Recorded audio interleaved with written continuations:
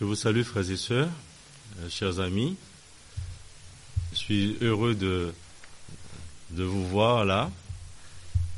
Plusieurs personnes depuis plusieurs mois que je ne vous avais pas revu physiquement.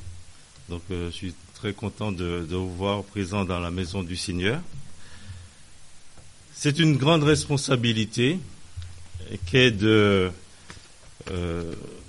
parler, dire et rappeler ce que nous dit la parole de Dieu. Notre frère nous a lu ce passage du psaume chapitre 19, qui parlait du témoignage, les cieux qui racontent la gloire de Dieu Tout-Puissant, mais aussi sa parole. Et le thème du message de ce matin va toujours dans ce sens, nous réfléchir par rapport à la manière dont nous nous préparons à entendre cette parole. Dans quel état d'esprit sommes-nous venus pour entendre cette parole? Et lorsque nous entendons cette parole, nous poser cette question, mais qu'est-ce qu'elle produit en moi? Est-ce que je vais repartir comme je suis venu, ou est-ce que je vais laisser cette parole agir en moi pour qu'elle puisse porter du fruit? Et le texte que j'aimerais lire avec vous ce matin se trouve dans l'évangile de Marc, au chapitre 4, où le Seigneur donne une parabole. C'est la parabole du semeur. Et dans ce passage, le Seigneur Jésus-Christ va donner cette première parabole. Il va enseigner à la foule en parabole, parce que malgré tous les miracles qu'il a pu faire, les messages qu'il a pu donner, beaucoup ont décidé d'endurcir leur cœur. Beaucoup ont décidé de fermer leur cœur à la parole. Et même, certaines personnes ont même dit que Jésus-Christ, ce qu'il faisait, c'est par la puissance du diable qu'il accomplissait ces miracles. Et le Seigneur va dire à ses disciples, parce que les disciples vont poser la question à Jésus, mais pourquoi leur parles-tu en parabole? Le Seigneur va leur dire, mais pour ceux qui sont dehors, tout se passe en parabole, afin qu'en voyant, ils voient et n'aperçoivent point, et qu'en entendant, ils entendent et ne comprennent point, de peur qu'ils ne se convertissent et que les péchés ne leur soient pardonnés. Lorsque nous venons avec un cœur non disposé à entendre, mais aussi à accepter la parole, nous nous mettons nous-mêmes sous cette condamnation. Et le Seigneur nous dit que si vous voulez fermer votre cœur, si vous voulez pas écouter ce que j'ai à vous dire, vous allez entendre des choses, mais vous n'allez rien recevoir. Et vous allez repartir tel que vous êtes venu. Mais au nom du Seigneur Jésus-Christ, que ça ne soit pas ainsi, mais que chacun, ce matin, puisse repartir, et c'est ce que nous allons voir, quel que soit l'état de votre cœur en ce matin, que vous puissiez repartir différemment. Et cette parabole du Seigneur Jésus-Christ nous parle de 4 types de terrains, et il parle du semeur qui va donc jeter cette semence, et la semence va tomber dans différentes parties tout au long du chemin. Et le Seigneur va donner l'explication de cette parabole, et donc nous allons lire l'explication qu'il en donne. Donc Marc chapitre 4, et nous lisons à partir du verset 1er jusqu'au verset 20. Jésus se mit de nouveau à enseigner au bord de la mer. Une grande foule s'étant assemblée auprès de lui, il monta et s'assit dans une barque sur la mer. Toute la foule était à terre sur le rivage. Il leur enseigna beaucoup de choses en paraboles, et leur dit dans son enseignement, « Écoutez, un semeur sortit pour semer.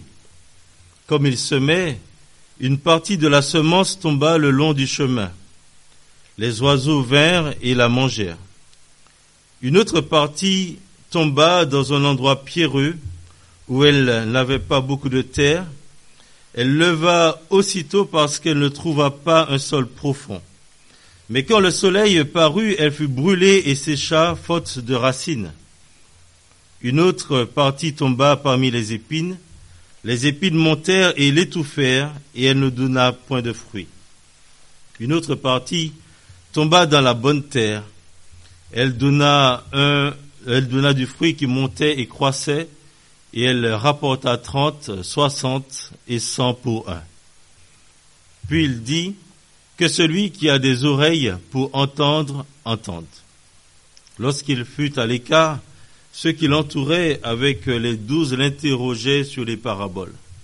Il leur dit, c'est à vous qu'a été donné le mystère du royaume de Dieu, mais pour ceux qui sont dehors, tout se passe en paraboles, afin qu'en voyant, ils voient et n'aperçoivent point, et qu'en entendant, ils entendent et ne comprennent point, de peur qu'ils ne se convertissent et que les péchés ne leur soient pardonnés. Il leur dit encore, vous ne comprenez pas cette parabole? Comment donc comprendrez-vous toutes les paraboles? Le semeur sème la parole. Les uns sont le long du chemin où la parole est semée. Quand ils l'ont entendu, aussitôt Satan vient et enlève la parole qui a été semée en eux. Les autres, pareillement, reçoivent la semence dans les endroits pierreux. Quand ils entendent la parole, ils la reçoivent d'abord avec joie. Mais ils n'ont pas de racines en eux-mêmes. Ils croient pour un temps. Et dès que survient une tribulation ou une persécution à cause de la parole, ils y trouvent une occasion de chute. D'autres reçoivent la semence parmi les épines. Ce sont ceux qui entendent la parole, mais en qui les soucis du siècle, la séduction des richesses et l'invasion des autres convoitises étouffent la parole et la rendent infructueuse. D'autres reçoivent la semence dans la bonne terre. Ce sont ceux qui entendent la parole, la reçoivent et portent du fruit, 30, 60 et 100 pour un. Donc le Seigneur commence à enseigner en parabole. Il va donc utiliser des images tirées de la vie courante pour illustrer son enseignement. Donc Jésus donne dans cette première parabole pour montrer la réaction ou l'attitude des personnes qui entendent la parole de Dieu. Donc la parole de Dieu qu'une personne entend agira de manière différente dans la vie de cette personne en fonction de l'état de son cœur, symbolisé par 4 types de terrains. Donc le premier terrain, donc il est dit que la semence qui tombe le long du chemin dans le verset 4. Il dit comme il semait, une partie de la semence tomba le long du chemin, les oiseaux vinrent et la mangèrent. Et le Seigneur donne donc l'explication, il dit au verset 15, les uns sont le long du chemin où la parole est semée, et quand ils l'ont entendu, aussitôt Satan vient et enlève la parole qui a été semée en eux. Donc la semence qui tombe le long du chemin, et là il est dit aussitôt, les oiseaux vinrent la manger. Dans Matthieu chapitre 13, où il est rappelé aussi la parabole du semeur, il dit que lorsqu'un homme écoute la parole du royaume et ne la comprend pas, le malin vient et enlève ce qui a été semé dans son cœur. Donc il faut vraiment comprendre que chaque terrain représente le cœur de l'homme. Ce qui sous-entend donc que l'état du cœur de cet homme, de cette personne, est à l'image donc de ce chemin. Ce cœur, comme ce chemin, il est dur, il est impénétrable. Dans Zacharie, au chapitre 7, verset 12, il parle des Israélites qui dit qu'ils rendirent leur cœur dur comme le diamant pour ne pas écouter la loi et les paroles que l'Éternel des armées leur adressait par son esprit, par les premiers prophètes. Les Israélites ont rendu leur cœur dur comme le diamant pour ne pas écouter la loi. C'est terrible d'entendre la parole de Dieu, mais de rendre son cœur dur pour ne pas l'écouter, pour ne pas le mettre en pratique, pour ne pas faire ce qu'elle demande. Et à cause de cela, l'homme ne comprend pas. L'homme ne comprend pas, il dit donc la parole, parce que son cœur est insensible. Il a endurci son oreille et il a fermé ses yeux. Et lorsqu'on ne veut pas entendre, on n'entend pas. Le cœur est dur, il préfère vivre selon ses propres convoitises. Il ne pense qu'à ses propres intérêts et ne tient pas compte de Dieu. Un cœur dur. Il préfère se moquer de la parole de Dieu pour ne pas y obéir. Il ne croit pas en la puissance de Dieu en ce qui concerne la résurrection, en ce qui concerne le pardon des péchés, la vie après la mort. Tout ça, ce ne sont que des sottises. Il n'en a pas besoin. Il ne veut rien entendre. Et à cause de l'endurcissement de son cœur, puisqu'il veut rester insensible à l'amour que Dieu a pour lui, le malin vient et enlève ce qui a été semé. Satan, il est très fort pour donner l'illusion que la vie sans Dieu est la meilleure. Il fait croire que l'homme n'a pas besoin de Dieu pour être heureux. Et avoir de telles pensées revient à préférer les ténèbres à la lumière à cause des œuvres qui sont mauvaises. Dans l'évangile de Jean, au chapitre 3, verset 19, le Seigneur, après avoir dit, parlé à Nicodème, il dit au chapitre 3, verset 19, « Et ce jugement, je lis à partir du verset 18, « Celui qui croit en lui n'est point jugé, mais celui qui ne croit pas est déjà jugé, parce qu'il n'a pas cru au nom du Fils unique de Dieu. Et ce jugement, c'est que la lumière étant venue dans le monde, les hommes ont préféré les ténèbres à la lumière parce que leurs œuvres étaient mauvaises. Car quiconque fait le mal est la lumière. Il ne vient point à la lumière de peur que les œuvres ne soient dévoilées. Mais celui qui agit selon la vérité vient à la lumière afin que ses œuvres soient manifestées parce qu'elles sont faites en Dieu. C'est ce cœur dur, c'est le fait de préférer les ténèbres à la lumière. Mais je vous ai dit que vous n'allez pas repartir comme vous êtes venus.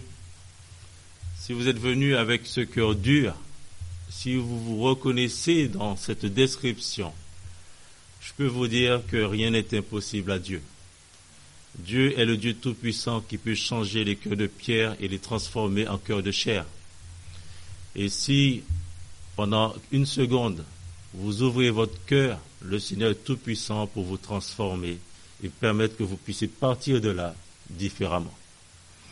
Dans Ézéchiel chapitre 36, il dit au verset 26, « Je vous donnerai un cœur nouveau, et je mettrai en vous un esprit nouveau, j'ôterai votre cœur, le cœur de pierre, et je vous donnerai un cœur de chair. » Dieu est tout puissant pour le faire. Et si vous voulez donner à votre vie une nouvelle direction, c'est aujourd'hui. aujourd'hui qui peut le faire changer votre cœur. Mais si vous continuez à endurcir votre cœur, vous allez repartir comme vous êtes venu. Mais ça ne sera pas de la faute de Dieu. Ça sera votre faute. Vous serez responsable. Vous allez vous condamner vous-même. La Bible nous dit que si quelqu'un est en Christ, il est une nouvelle création, une nouvelle créature. Les choses anciennes sont passées et voici, toutes choses sont devenues nouvelles. Dieu, il est, et si nous sommes tous là, c'est parce que Dieu a transformé notre vie. Nous avions, nous aussi, un cœur de pierre et Dieu l'a transformé parce que nous avons reconnu notre état devant lui. Nous avons reconnu que nous étions des pécheurs. Nous avons reconnu que nous ne méritions rien.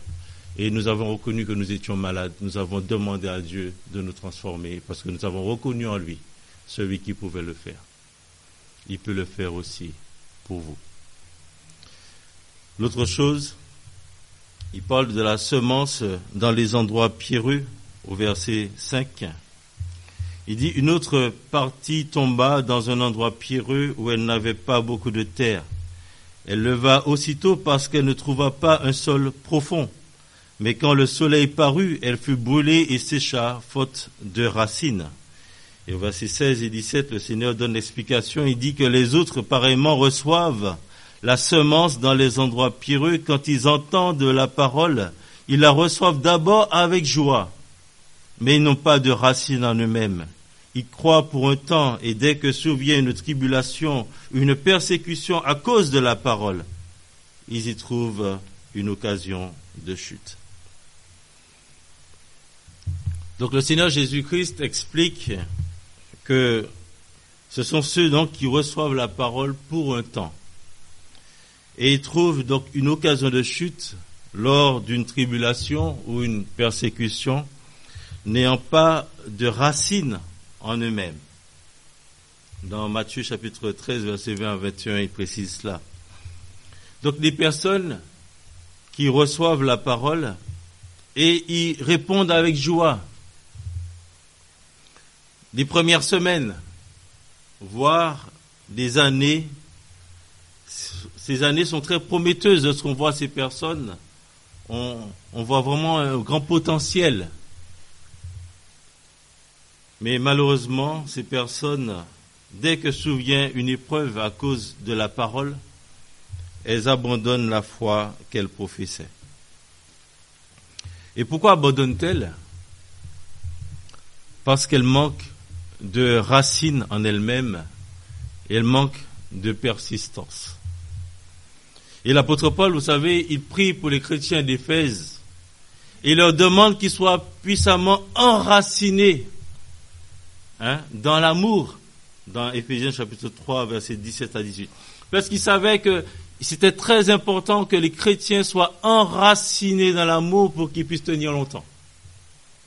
Et ceux qui ne sont pas enracinés, alors dès que vient une tribulation, une épreuve, hop, on ne les voit plus. Ça doit nous expliquer, frères et sœurs, comme j'ai discuté avec une personne, l'église, ça bouge, ça vient et ça va. C'est pour cela aussi. Et donc, lorsque ça bouge, ça va, on ne doit pas être surpris. C'est à chacun de savoir dans quelle terre est tombée cette parole. Et on a cité ce matin ce verset dans 2 Corinthiens 4, verset 16. Et même si notre homme extérieur se détruit, notre homme intérieur se renouvelle de jour en jour. Donc ce qui est important, frères et sœurs, c'est notre renouvellement intérieur, l'action purificatrice de Dieu dans nos cœurs par son esprit.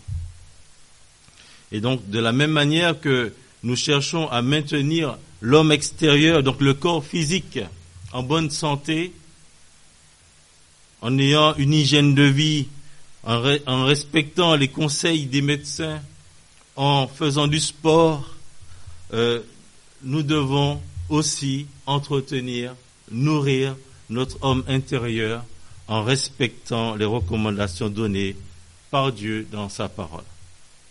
Et donc c'est en lisant régulièrement la parole de Dieu, en ayant une vie de prière, en nous mettant au service de Dieu, en servant notre prochain. Ça me rappelle l'étude qu'on a fait mercredi soir. Voilà, c'est ce qui va nous permettre d'être enracinés et fondés dans la parole, enracinés dans l'amour. Et si, frères et sœurs, les frères qui étaient là mercredi ont eu cet enseignement sur la croix du disciple, si nous faisons pas attention, si nous ne nous nourrissons pas de la parole de Dieu, nous ne nous entretenons pas dans la prière, nous travaillons la communion, passons du temps avec notre Seigneur, si nous négligeons la communion fraternelle, la relation avec les frères et sœurs, si nous ne parlons pas, ne témoignons pas de notre foi, petit à petit, nous ne sommes pas enracinés. Et dès que vient une tribulation, dès que vient une épreuve, après la foi elle disparaît. Et si nous manquons de racines, soyons comme le séquoia, cet arbre qui monte à plus de 80 mètres de haut, plus de 30 mètres de large en circonférence, qui, vous savez, les racines ne vont pas bien loin. À peine 1 mètre, ils disent, en profondeur. Mais la force de ces arbres, c'est que les racines s'entremêlent avec les autres. Et leur force, c'est la solidarité qu'il y a entre eux. Et donc, lorsque nous savons que nous manquons de racines, lorsque nous savons que nous ne sommes pas aussi forts qu'on devrait l'être, c'est encore plus important, frères et sœurs, de chercher à travailler la communion fraternelle pour pouvoir trouver la force, parce que les autres seront là avec vous pour vous aider, vous soutenir. Et lorsque vient la tribulation, lorsque vient la tempête, il y a d'autres qui seront là aussi pour vous aider à tenir bon. Mais si vous êtes seul, si vous voulez vivre votre vie chrétienne seul, vous n'êtes pas enraciné. Tôt ou tard, lorsque l'épreuve vient, après vous allez disparaître. Après, il est parlé de la semence parmi les épines. Verset 7. Une autre partie tomba parmi les épines montèrent et l'étouffèrent, et elle ne donna point de fruits. Et verset 18 et 19, il dit, d'autres reçoivent la semence donc parmi les épines. Ce sont ceux qui entendent la parole, mais en qui les soucis du siècle, la séduction des richesses et l'invasion des autres convoitises étouffent la parole et la rendent infructueuse. Les épines qui étouffent la semence et donc qui ne donnent pas de fruits. Donc Jésus nous dit que c'est celui qui entend la parole et qui laisse les soucis de ce siècle étouffer cette parole et la rendre infructueuse. Donc les soucis de ce siècle, frères et sœurs, nous empêchent de porter du fruit. Et vous savez qu'il y aura toujours des mauvaises herbes. Pour ceux qui font le jardin, même si vous nettoyez, c'est propre, et au bout de quelques jours, c'est fini. Il y a encore des mauvaises herbes. Donc il y aura toujours un travail à faire pour nettoyer, pour pouvoir porter du fruit. Ceux qui font les tomates, je ne sais pas trop. Voilà, il faut ça. Mais le problème, c'est que nous laissons trop les soucis de ce siècle nous envahir. Nous laissons trop ces soucis-là prendre le pas et étouffer. Donc lorsqu'on entend ne vous inquiétez de rien, mais en toute chose faites connaître vos besoins à Dieu, ça ne nous parle pas. Ça ne nous parle pas parce que cette parole elle est étouffée. Ça n'a plus d'impact parce qu'on a oublié que Dieu est tout puissant. Parce que ces soucis-là sont tellement présents qui fait que il y a des versets qu'on veut même plus entendre. On veut même plus entendre. J'ai listé plusieurs soucis de ce siècle. Le travail pour avoir la nourriture et les vêtements, ce qui est tout à fait légitime. Mais nous ne devons pas ressembler aux non-croyants qui mettent leur espérance dans leur travail. Notre Père Céleste sait que nous en avons besoin. Et certains, c'est le travail qui devient leur Dieu. Et au lieu de s'inquiéter, mettons-nous au service de Dieu pour faire avancer son œuvre. Il y a certains, c'est le travail tellement qu'après le dimanche, ils sont fatigués, ils disent « je ne vais pas me lever pour aller à l'église ». Parce que ce qui est important pour moi, j'ai besoin de me reposer pour pouvoir travailler du lundi au samedi, de 8h à 22h, et puis et le dimanche, je dois me reposer. Mais n'oublions pas, frères et sœurs, que celui qui donne la force pour le travail, c'est Dieu. Et n'oublions pas que c'est sans lui, on ne peut rien faire. Et la fois dernière, j'ai prêché sur le repos, ce jour de repos que Dieu nous donne.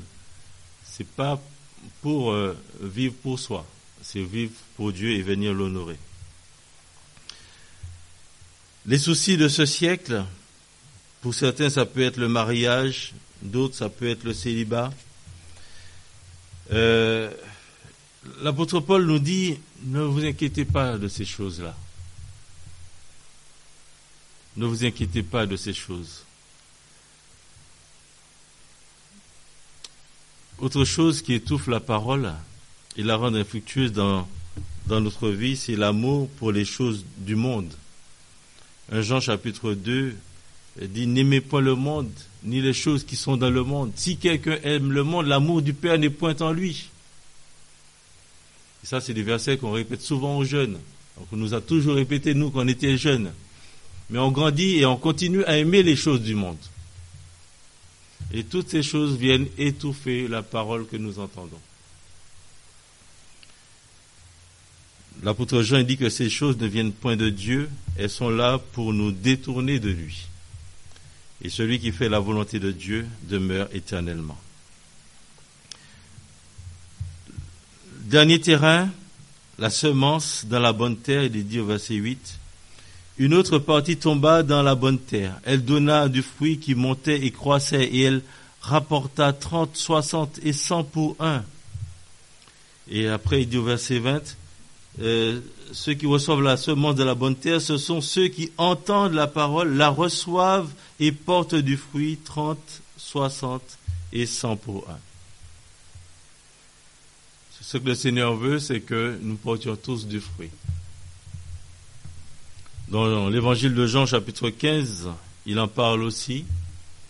Et il demande, il dit à ses disciples, vous êtes les sarments, et moi je suis le cep. Et si vous voulez porter du fruit, vous devez rester attachés à moi. Vous devez laisser le vigneron vous émonder. Et donc, pour porter du fruit, dans Jean chapitre 12, le Seigneur dit que voilà, si le grain de blé qui est tombé en terre ne meurt, il ne peut pas porter de fruit. Donc il faut mourir à soi-même. Et donc cette terre, pour qu'elle puisse porter du fruit, cette terre doit être travaillée pour être capable de recevoir ces grains et après porter du fruit.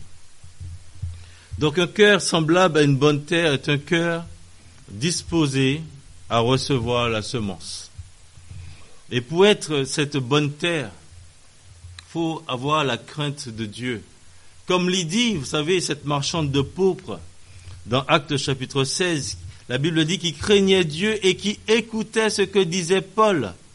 Et le texte nous dit que le Seigneur lui ouvrit le cœur pour qu'elle soit attentive à ce que Paul disait. Puisqu'elle avait la crainte de Dieu. Elle était venue dans cette réunion de prière. Elle a cherché où il y avait une réunion. Elle était là. Et son cœur, c'était d'entendre la parole. Elle avait la crainte de Dieu. Et à cause de cette crainte, Dieu a ouvert son cœur. Elle a pu recevoir. Le terrain était préparé. Pour être cette bonne terre, il est nécessaire de s'humilier aussi devant Dieu. Notre cœur peut être dur comme le roc, mais la parole de Dieu, la Bible nous dit, est comme un marteau qui brise le roc, dans Jérémie chapitre 23, verset 29. Donc, le Seigneur est tout puissant. La parole de Dieu est comparée à une épée à deux tranchants dans les Hébreux chapitre 4, verset 12. La parole de Dieu, elle est vivante et efficace, plus tranchante qu'une épée quelconque à deux tranchants, pénétrante jusqu'à partager âme et esprit, jointure et moelle. Elle juge les sentiments et les pensées du cœur. Il dit, nulle créature n'est cachée devant lui, mais tout est nu et découvert aux yeux de celui à qui nous devons rendre compte. Donc, si vous prenez le temps de lire la parole de Dieu, Dieu va travailler votre cœur et il va permettre que ce cœur puisse être prêt à recevoir cette semence. Mais aussi, il faut revenir à Dieu de tout son cœur et reconnaître son péché et le servir lui seul. Dans 1 Samuel chapitre 7, versets 2 à 6, que je vous invite à lire chez vous, ça fait 20 ans que l'arche de l'Alliance était là. Mais pendant 20 ans, le peuple était dans la souffrance à cause des Philistins. Oui, 20 ans que l'arche de l'Alliance est là, Dieu est présent. Et lorsqu'ils viennent voir Samuel, Samuel leur demande, voilà, il faut revenir à Dieu. Il faut rejeter les idoles, etc. Et Dieu va vous accompagner. Donc, frères et sœurs, comment réagissons-nous par rapport au message de la parole de Dieu que nous entendons? Dans quelle disposition de cœur sommes-nous? Dans cette parabole, nous avons donc une image des personnes qui viennent ou qui sont venues à l'église. Celles qui ne montrent aucun intérêt à la parole de Dieu, qui restent charnelles et qui repartent chaque dimanche comme elles sont venues et qui ont un cœur dur comme le roc et ne veulent pas se repentir. Il y en a. Il y a aussi ceux qui, au départ de leur vie chrétienne, étaient zélés pour Dieu et qui sont restés enfants dans la foi parce qu'ils n'ont pas eu comme priorité l'étude de la parole de Dieu. Ils ont une connaissance superficielle de Dieu et dès que vient une difficulté, ils abandonnent et on ne les revoit plus. Il y a ceux dont le cœur est partagé entre les choses matérielles et une vie entièrement dévouée à Dieu. Mais aussi il y a ceux qui ont un désir de progresser dans leur vie spirituelle, des personnes qui ont faim et soif de la parole, et là ce sont les vrais chrétiens. Je dis ce sont les vrais chrétiens. Le Seigneur nous dit que ce ne sont pas tous ceux qui me disent Seigneur, Seigneur qui seront sauvés. Et donc chacun doit examiner son cœur et dire voilà, à quoi ressemble mon cœur? À quel type de terrain mon cœur est? Il ressemble à quel type de terrain? C'est à chacun de s'examiner devant Dieu. Que notre cœur, frères et sœurs, chers amis, soit une bonne terre qui porte du fruit pour la gloire de Dieu. Une terre toujours disposée à recevoir la semence. C'est grâce à cette semence que nous avons été régénérés, que nous sommes devenus enfants de Dieu. Donc, toujours disposés à continuer à la recevoir. Et puis, l'apôtre Pierre nous dit, puisque vous avez été régénérés non par une semence corruptible, mais par une semence incorruptible, par la parole vivante et permanente de Dieu. Il dit, désirez comme des enfants nouveau-nés le lait spirituel et pur, afin que par lui vous croissiez pour le salut, dans 1 Pierre chapitre 2, verset 2. Donc une terre toujours disposée à recevoir la semence. Lorsqu'on vient, on doit toujours venir avec cette faim. J'ai faim, j'ai soif de toi, Seigneur. Une terre qui porte du fruit, c'est une terre qui garde et qui garde ce qui a été semé en elle. Dans 2 Timothée chapitre 3, l'apôtre Paul demande à Timothée cela.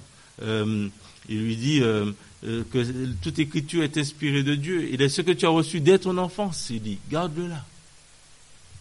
Et pour les jeunes qui grandissent, qui entendent la parole tout petit, ce que tu as reçu, garde-le.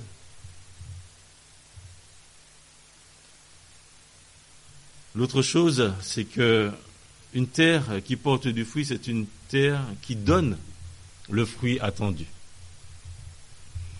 Si on plante des tomates, on ne s'attend pas à avoir des concombres. Hein.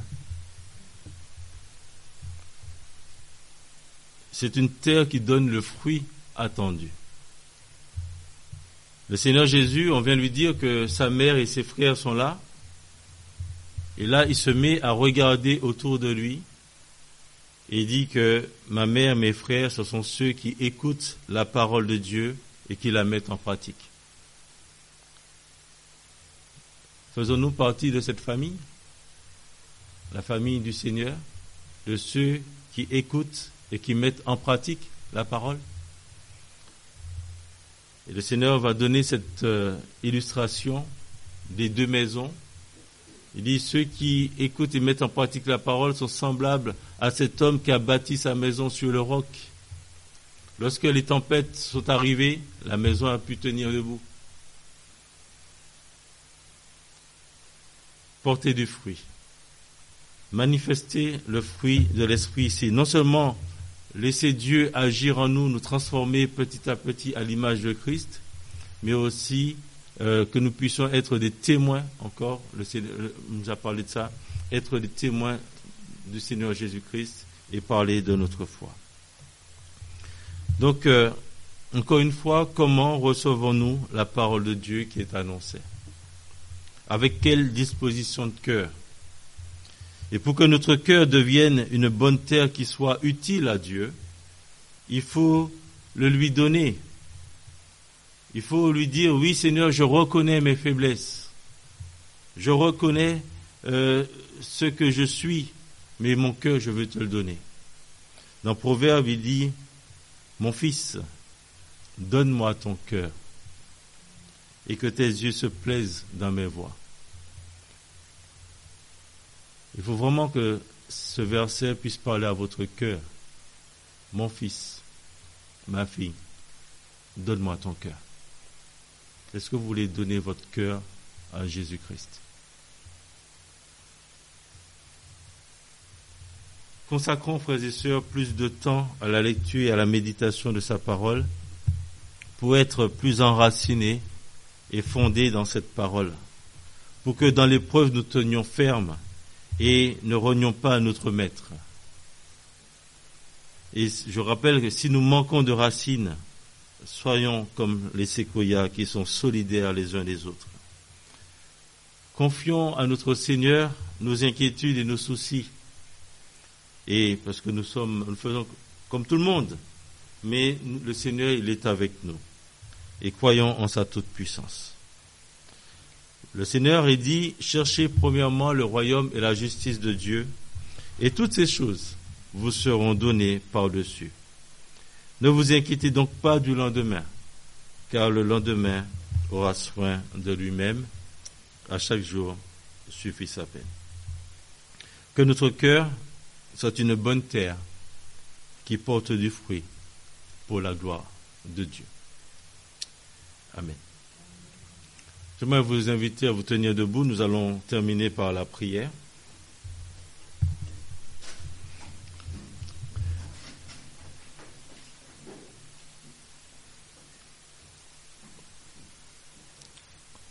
Notre Dieu, c'est là le désir de mon cœur. Et je veux aussi, et je le souhaite, et je pense que nos frères et sœurs, tes enfants, disent la même chose. Le désir de mon cœur, le désir de notre cœur, c'est d'être cette bonne terre qui porte du fruit. Nous te prions, notre Dieu, de travailler, de retourner cette terre pour qu'elle puisse être capable de recevoir la semence que tu veux y semer. Nous te demandons, notre Dieu, d'agir en nous et que nous puissions être toujours disposés à recevoir ta parole. Merci de nous l'avoir laissée. Et merci parce qu'elle nous reprend, elle nous corrige, elle nous instruit, elle nous enseigne. Ô notre Dieu, que ta parole puisse porter du fruit en nous. Nous voulons te prier pour tous ceux qui entendent ta parole et qui endurcissent leur cœur. Nous croyons que toi, tu es tout-puissant et que par ta parole, qui est ce marteau qui brise le roc, que tu puisses briser ces cœurs durs, impénitents, et que, Seigneur, ces personnes ne puissent pas repartir comme elles sont venues, mais qu'elles puissent s'humilier devant toi et reconnaître la dureté de leur cœur et te prier tout simplement, mon Dieu, je te donne mon cœur. Je te prie, Seigneur, que ton esprit puisse agir et que ton esprit puisse convaincre de péché, de justice et de jugement. Et que, en se tournant vers Jésus-Christ, en croyant que lui seul peut nous sauver, que cette personne puisse accepter Christ dans son cœur pour que son cœur puisse être transformé et que toi tu changes ce cœur de pierre en cœur de chair. Je voudrais te remettre les personnes qui ont témoigné de leur foi, mais malheureusement qui manquent de racines. Et je te prie pour tous les jeunes convertis. Nous te demandons, Seigneur, de permettre qu'elles puissent comprendre qu'elles ont besoin des frères et sœurs pour tenir le coup en attendant d'avoir plus de racines. Et nous te remettons ceux qui sont là depuis peut-être plus longtemps, mais qui laissent les soucis de ce monde, les plaisirs de ce monde, les convoitises de ce monde étouffer la parole qu'elles entendent. Que chacun puisse reconnaître que ce qui est important, ce n'est pas les choses matérielles. Parce que ces choses matérielles, elles ne sont pas éternelles. Elles sont là, elles sont que fumée. Elles sont là, l'ombre qui passe et qui ne dure pas. Mais ce qui est important, c'est de rechercher les choses éternelles. Donc, que tu puisses parler au cœur aussi des uns et des autres, et que, Seigneur, toi, tu es la première place en tout. Donc, sois glorifié, et merci de nous raccompagner dans nos demeures, au nom du Seigneur Jésus-Christ. Amen. Voilà, que le Seigneur vous bénisse. Bon dimanche, et à bientôt.